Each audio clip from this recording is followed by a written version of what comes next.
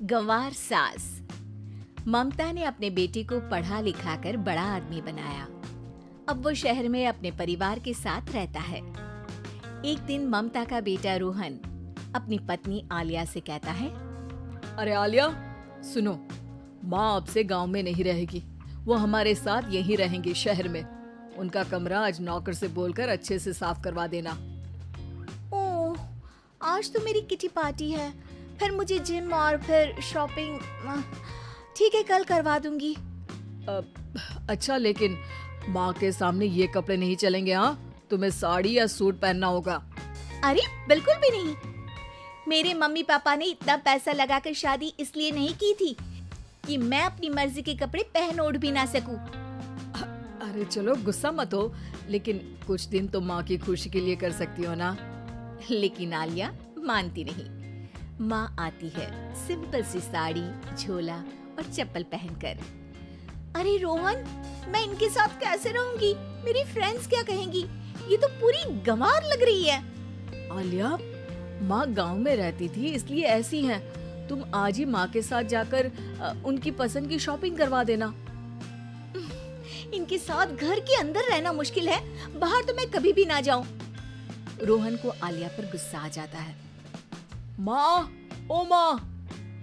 हाँ बेटा। वो माँ को ले जाने के लिए उनका हाथ पकड़ता है कि अरे माँ, तेरे हाथ अभी तक इतने कड़े हैं, तूने इसका कोई इलाज नहीं किया?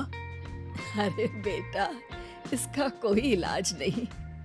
वैसे भी मुझे कोई शर्म नहीं कि मेरे हाथ मुलायम नहीं है, क्योंकि इन्हीं हाथों से मेहनत कर मैंने तुझे बनाया है बेटा। अगले दिन।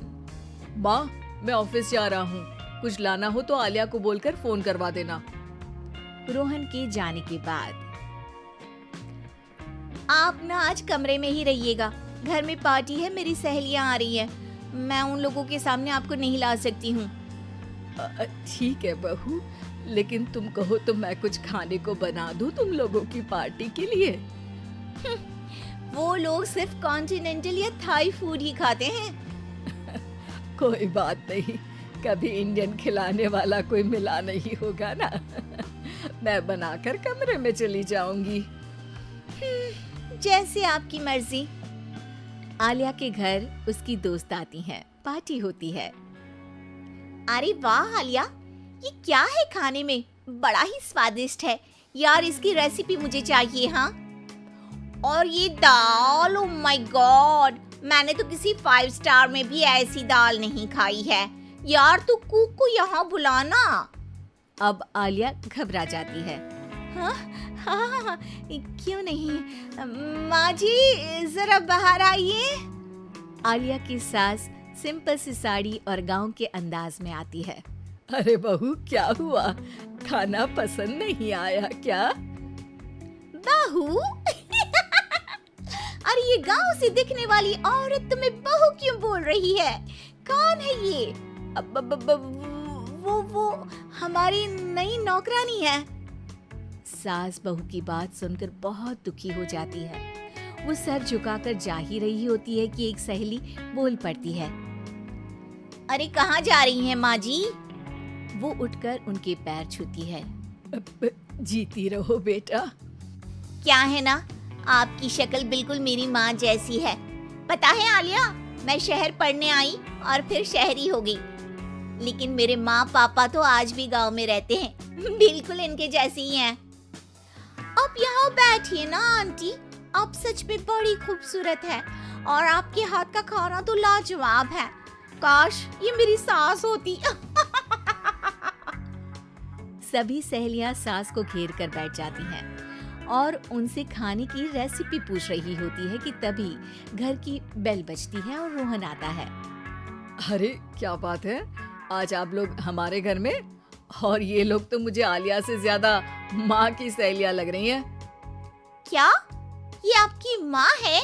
लेकिन आलिया ने तो कहा कि ये उनकी नौकरानी है और इन्होंने भी नहीं बताया। वो नहीं बताएंगी, क्योंकि उनके लिए बच्चों की इज्जत और उनकी खुशी सबसे पहले है। मुझे माफ कर दो, मुझे इन्हें तुम लोगों से मिलवाने में शर्म आ रही थी। कि तुम लोग क्या कहती। अरे अब तो हमें शर्म आ रही है कि तुम हम लोगों की सहेली हो। हाँ, जो माँ जैसी सास को नौकरानी बोले वो हमारी सहेली नहीं हो सकती। ये बोलकर सभी वहाँ से जाने लगती है कि सास बोलती है, आलिया की तरफ से मैं तुम लोगों से माफी मांगती हूँ। उसने जो कहा उसके लिए मैं उसे माफ करती हूँ। अब तुम लोग भी उसे माफ कर दो, क्योंकि अगर तुम लोगों ने उससे दोस्ती तोड़ी तो फिर मेरे हाथ का खाना कैसे खाओगी? नहीं नहीं आंटी, जरूर आएंगे, लेकिन अब आलिया की नहीं बल्कि आपकी सहेली बनकर।